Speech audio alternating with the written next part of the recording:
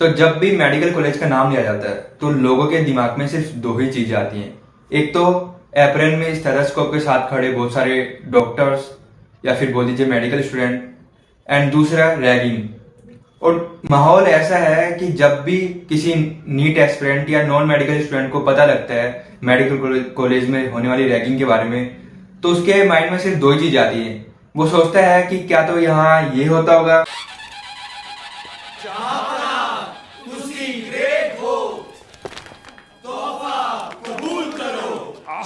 ये तो हीमैन है, हीमैन ले लो। अरे या फिर ये होता होगा। डॉक्टर लोग अपना इंट्रोडक्शन दो। I'm Dr. P.P. Ashok. Hey, Black Andy, come on, move. Doctor Mahesh Kripalani. No, please. But मैं आपको कहूँ कि यहाँ ऐसा कुछ भी नहीं होता है। यहाँ रैगिंग नाम की कोई चीज ही नहीं है। यहाँ सिर्फ और सिर्फ एक पर्सनैलिटी डेवलपमेंट प्रोग्राम होता है। तो क्या आप मेरी बात को मानोगे कि सिर्फ पर्सनैलिटी डेवलपमेंट प्रोग्राम होता है, रैगिंग नहीं होती?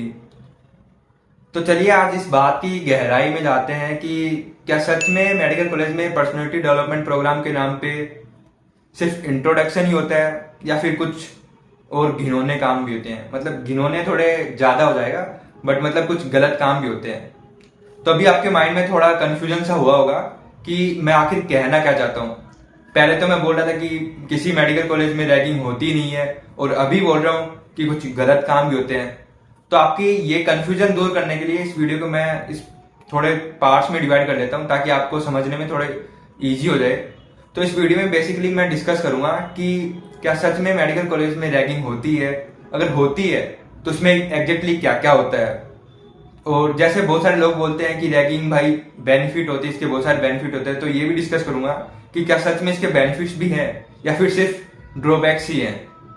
एंड साथ में आपको लास्ट में ये भी बताऊंगा कि अगर आपके साथ अगर कुछ ऐसी कंडीशन होती है जब आप मेडिकल कॉलेज में एंटर करते हो, तो आपको उस कंडीशन में क्या करना है, उसका क्या सॉल्यूशन है। हमारी गवर्नमेंट ने रैगिंग को रोकने के लिए क्या क्या लॉज लेके आई है, तो ये सब आप इस वीडियो में डिस्कस करने वाला हूँ।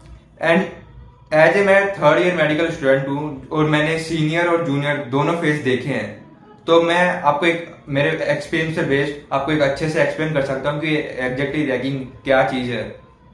तो आप मेरे पे भरोसा कर सकते हो जो भी मैं इन्फॉर्मेशन इस वीडियो में डिलीवर करने वाला हूँ। So let's start the video. तो इन सब की शुरुआत होती है जब आपका मेडिकल कॉलेज में पहला दिन होता है एंड आप सुपर एक्साइटेड होते हो कि आपकी लाइफ में एक नया फेज शुरू होने वाला है।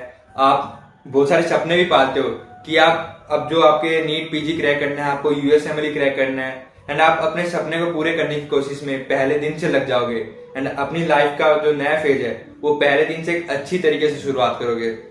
बट यार क्या आपको पता है आपके मेडिकल कॉलेज आने की खुशी में आपसे ज्यादा कोई और आपसे एक्साइटेड होता है, वो है आपके इमीडिएट सीनियर्स।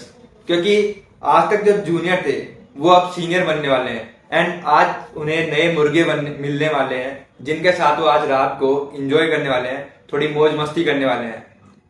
तो जब पहले दिन की रात होती है या फिर थोड़ा शाम बोल दो, तब आप सभी को जूनियर्स को सीनियर्स के रूम में बुलाया जाता है एंड आपको एक लाइन में गर्दन नीचे करके खड़ा कर दिया जाता है। फिर वहां पे आपको सबसे पहले तो एक थोड़ा रूल बताए जाते हैं कॉलेज के क्या रूल्स हैं। जैसे आपको हमेशा गर्दन हमेशा नीचे रखनी है, आपकी कॉलर बटन लगा होना चाहिए, आपकी स्लीव्स हमेशा अनफोल्डेड होनी चाहिए। आपको जब भी सीनियर्स मिले तो आप उनको विश करोगे, उनको सर या मैम कह के बुलाओगे, भैया दीदी नहीं बोलोगे। एंड हमेशा विश तो करना कंपलसरी है। एंड उसके बाद आपको एक टास्क दिया जाता है, उसमें होता है कि बिना सीनियर को देखे, क्योंकि हमेशा आपको गर्दन नीचे रखनी होती है तो आप सीनियर का फेस कभी देख ही नहीं पाते, बट आपको अगले दिन का टास्क दिया जाता है कि आपको कल तक सभी सीनियर्स के उनके नेम, उनके पूरा बायोडाटा याद होना चाहिए। ऐसा समझो मतलब कि कल ही आप उनके घर पे रिश्ता लेके जा रहे हो, इस हिसाब से आपको उनका बायोडाटा याद होना चाहिए। तो और उसमें इस टास्क में मतलब मेन ट्विस्ट ये होता है कि आपको किसी सीनियर का फेस पता ही नहीं है, आप उनको बाय फेस जानती नहीं हो, तो आप डाटा किसका निकालोगे यार। और तो यहाँ पे पता है इंटरेस्टिंग चीज ये होती है, इसमें थोड़ा मजा भी आता है कि आपको पता ही नहीं आप कौन आपके सामने, बस आपको जो आपके सामने जो सीनियर खड़े हैं उनको उनकी नीचे की बॉडी के हिसाब से देख के आपको उनकी आइडेंटिफाई करना होता है। तो सिर्फ मेरे टाइम पे हम क्या करते थे कि जैसे देखते कि ओ ये तो पतले टांगों वाला है, मतलब ये वो सीनियर है, इसने तो बाटा की लाल चप्पल पहन रखी है, मतलब ये वो सीनियर है। तो हम ऐसे करते, तो इसमें थोड़ा इंटरेस्टिंग मजा भी आता था कि हर एक सीनियर की हमने अलग पहचान बना रखी थी। तो आप वो आपके कॉलेज में जैसे करते हैं वो कर सकते हो, अलग आपकी पर पर्सन डिपेंड करता है कि आप किसी की कैसे पहचान करते हो। फिर आपको मतलब रूल समझाने के बाद, आपको ये टास्क देने के बाद आता है सबसे इंटरेस्टिंग काम। आप सभी का लाइन वाइज होता है इंट्रोडक्शन, जिसमें आपको नेम, एज, आपका एड्रेस वगैरह सब बताना होता है। बट पता है आपको लगेगा तो बहुत सिंपल है, पर जो लोग इंट्रोवर्ट होते हैं ना, उनके लिए ये भी बहुत बड़ी मुश्किल होती है, क्योंकि पहले सीनियर्स ने एक थोड़ा डर का माहौल बना रखा है ताकि वो आप पे कमांड बना सके। तो जो इंट्रोवर्ट बेचारे लोग हैं वो अपना इंट्रो भी सही से नहीं दे पाते, वो अपने नाम, एज बताने में भी काफी बार अटकते हैं, उनको 10 बार ट्राई करना पड़ता है, तब आप जाके वो अपना इंट्रोडक्शन सही दे पाते हैं। एंड इसी बीच वहां पे बहुत सारे जोक भी क्रैक होते हैं। एंड एज ए जूनियर आपकी पनिशमेंट ये भी होती है कि चाहे कैसा भी जोक क्रैक हो, आपको हंसना नहीं है। और फिर जब आपका इंट्रोडक्शन होता है तो उसमें आपको नेम, एज के साथ आपकी हॉबी भी बतानी होती है। तो इंट्रोडक्शन के जब सबका इंट्रोडक्शन हो जाता है तो जो भी आपकी हॉबी है उसको आप प्रैक्टिकल करके दिखाना होता है। तो काफी लोग अभी सोच रहे होंगे भाई जिसकी मेरे तो स्पोर्ट्स है वो क्या ही करवाएंगे। तो ये ऐसा मुझे हॉस्टल में हर स्पोर्ट्स के इक्विपमेंट्स हैं तो आपसे वो खिलवा लेते हैं। एंड जिनकी डांस एंड सिंगिंग है वो तो मस्ट ही है, वो तो करनी ही करनी है। एंड कुछ लोग जो सोच रहे हैं कि भैया मेरी तो कोई हॉबी नहीं है, मैं तो बोल दूंगा मैं तो सिर्फ नीट की तैयारी करता था, अब मेरी कोई हॉबीज नहीं है। तो अगर जिसकी हॉबी नहीं है वो उनको सीनियर्स देते हैं। एंड मोस्टली इसमें डांस एंड सिंगिंग वगैरह होती है। तो मतलब उस रूम में बहुत तगड़ा माहौल होता है कि आप मजे से नाच रहे होते हो। तो जो थोड़े एक्सट्रोवर्ट बच्चे होते हैं या ओपन माइंडेड बच्चे बोलते हैं, उनका तो कोई दिक्कत नहीं है कि वो तो अगर उनसे डांस करवाते तो वो अपना खुद का डांस भी इंजॉय कर लेंगे, बाकी लोग जो उनके बैचमेट कर रहे हैं वो भी इंजॉय कर लेंगे। बट प्रॉब्लम होती है जो थोड़े इंट्रोवर्ट होते हैं, वो बेचारे मतलब अब सही से वो हर किसी के सामने ओपन हो नहीं पाते, तो उन्हें डांस वांस करने में थोड़ी प्रॉब्लम होती है। तो उनके लिए थोड़ा सा मतलब डिप्रेसिंग मूवमेंट सा होता है। क्योंकि और ऐसे समझो कि कुल मिला के उस रात में ऐसा माहौल होता है कि जहां आपके घर वाले या फिर आप सोच के आते हो कि हम तो पहले दिन से पढ़ाई करेंगे, पूरी रात पढ़ते रहेंगे, वहीं उसकी जगह आप आधी रात को किसी सीनियर के रूम में जाके मुजरा कर रहे होते हो। आप ही के साइड में आपका बैचमेट किसी आइटम सॉन्ग पे पोल डांस कर रहा होता है। तो ये सब तो था कि एक्चुअल में रैगिंग में क्या होता है। एंड जो मैंने आपको बताया 99% ऑफ इंडियन मेडिकल कॉलेज में इतना ही होता है। जो 1% कॉलेज है उनमें क्या तो इतना भी नहीं होता या फिर थोड़ा इनसे एक्स्ट्रा होता है। जो मैंने आपको बताया कि कुछ गलत काम भी होते हैं, तो वो आगे डिस्कस करने वाला हूं मैं वीडियो में। तो ये सब तो था कि रैगिंग में होता क्या है। अब चलिए बात करते हैं कि रैगिंग क्या क्या सच में कुछ बेनिफिट्स भी हैं इसके। तो चलिए मैंने कुछ बेनिफिट्स पॉइंट आउट किए हैं, मैं उन पे डिस्कस करूंगा। तो सबसे पहले बेनिफिट आता है बॉन्ड, मतलब कि सीनियर और जूनियर के बीच में एक अच्छा बॉन्ड बन जाता है, उनके बीच में एक अच्छी रिलेशनशिप बन जाती है। तो और वो सब इंटरेक्शन की वजह से ही होता है। एंड मेडिकल कॉलेज में सीनियर के साथ अच्छा बॉन्ड होने से, अच्छा रिलेशन होने के कितने फायदे हैं वो तो आप सभी को पता ही होगा, क्योंकि सीनियर्स आपकी बहुत सारी वे में हेल्प करते हैं। फॉर एग्जाम्पल अगर हम बात करें तो जैसे सीनियर से आपसे बहुत सारी बुक्स मिल जाती हैं, तो आपके मतलब मेडिकल कॉलेज में वैसे ही एमबीबीएस की बुक बहुत सारी एक्सपेंसिव आती हैं, तो जब आपको सीनियर से आपकी बुक मिल जाती है तो आपके बहुत सारे पैसे सेव हो जाते हैं। एंड साथ ही सीनियर से आपको बहुत सारी गाइडेंस भी मिल जाती है, क्योंकि जब आप फर्स्ट ईयर स्टार्ट करते हो ना तो आपको सच में कुछ नहीं समझ में आता कि आपको इस सब्जेक्ट को कैसे पढ़ना है, किस वे में अप्रोच करना है, वो सब आप अपने सीनियर से डिस्कस करके ही पता लगता है आपको। एंड ये ऐसा नहीं कि आपको सिर्फ फर्स्ट ईयर में ही सीनियर की जरूरत पड़ती है। ऐसा आज मैं थर्ड ईयर में हूँ, बट जब भी मैं मेरी सेकेंड ईयर थर्ड ईयर शुरू करता की थी मैंने, तो मैं हमेशा अपने सीनियर के पास गया था। एंड जब भी मैं फोर्थ ईयर शुरू करूंगा तब भी मैं मेरे सीनियर के पास जाऊंगा एंड उनसे गाइडेंस लेके आऊंगा कि मैं इन सब्जेक्ट को किस वे में अप्रोच करूं।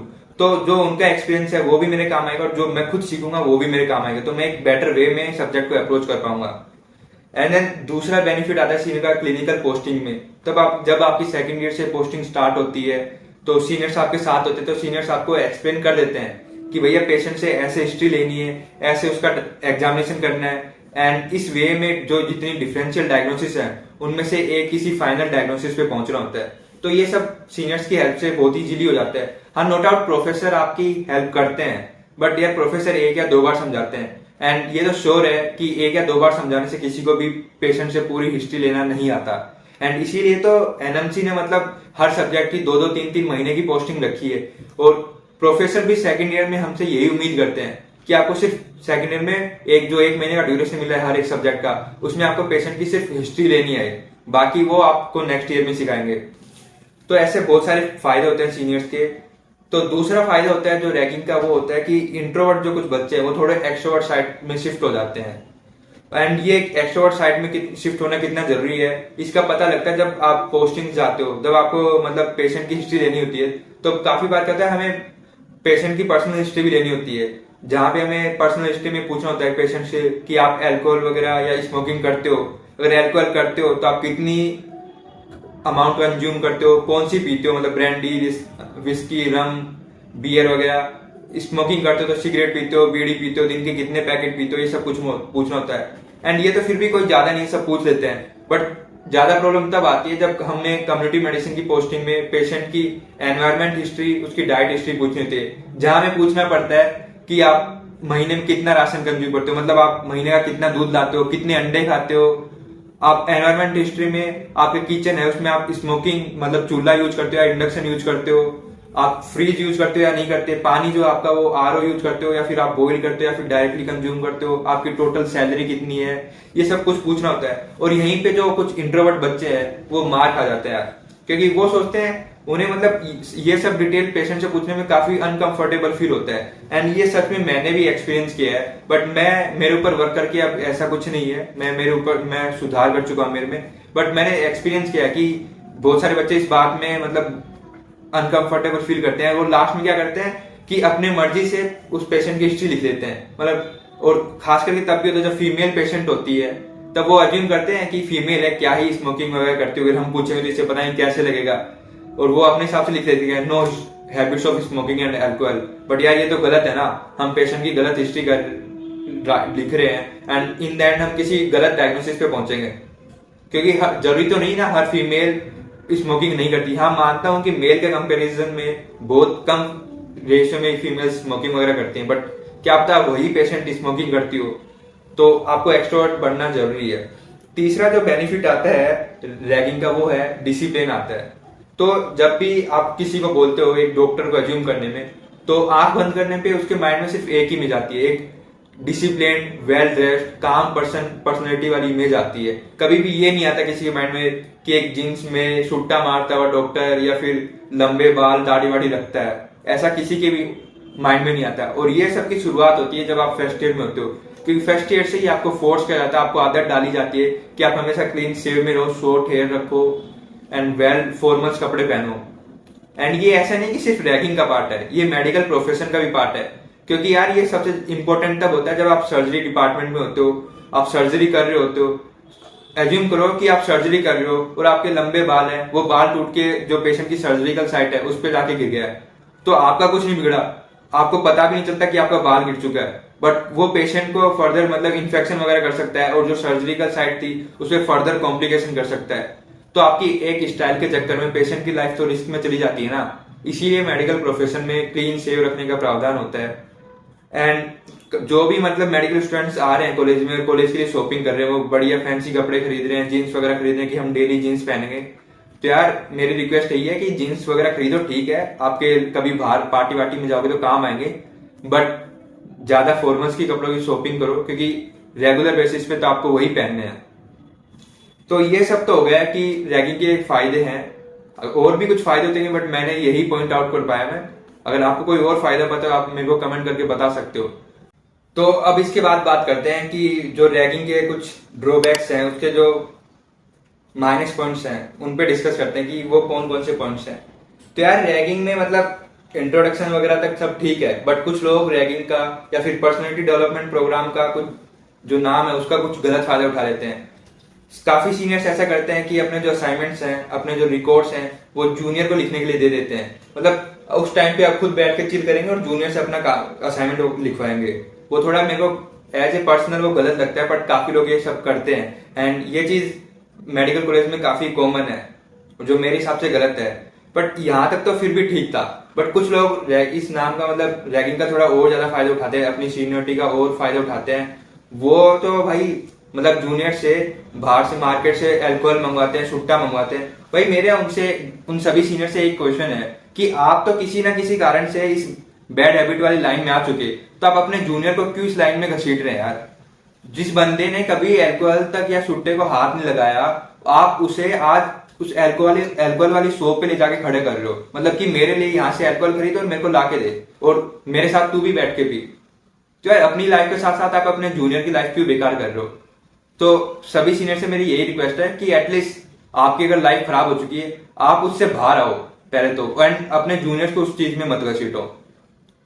एंड ये एक अलग लिमिटेड, मतलब जो बेकार चीजें रैगिंग की वो ये है, एंड इससे भी कुछ बेकार हो सकता है। ये तो मुझे मतलब वीडियो के बारे में जब मैं रिसर्च कर रहा था तब मुझे पता लगा कि काफी कॉलेज में ऐसा भी होता है कि वो अपनी सीनियरिटी दिखाने के लिए, अपना मतलब रोब जमाने के लिए जूनियर्स पे, काफी सीनियर्स उन पे बेमतलब में जूनियर्स को डांट देते हैं, उनके चाटे वाटे भी लगा देते हैं। यार ये क्या चीज है भाई?